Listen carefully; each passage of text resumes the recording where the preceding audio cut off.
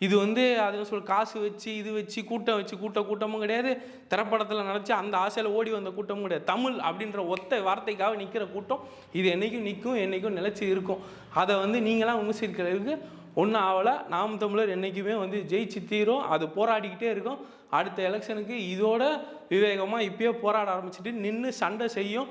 Percentage ஏறிக்கிட்டே போவோம். நாளைக்கு அது 50 லட்சமாக மாறும், 1 கோடியாகவும் மாறும். அதுக்கு காத்துக்கிட்டே இருங்க. எத்தனை பேர் நீங்களே 1 கோடி வச்சுட்டு இருப்பீங்க?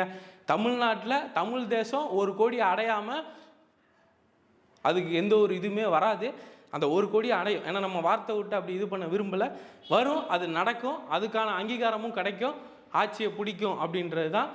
ஆட்சிக்காக வந்ததுலேருந்தே என்ன சொல்லிட்டாப்புல, மக்களுக்கு நல்லா இருக்கணும் செஞ்சுக்கிட்டே இருப்பாப்புல. ஆட்சி பிடிக்கிறதுக்கான வாய்ப்பும் 26க்கு போய்கிட்டே இருக்கும். அது ஒரு 20% தொடரும், இந்த 12% எட்டணும் அப்படின்ற ஒரு நம்பிக்கை லட்சியத்தோடு ஓடிக்கிட்டு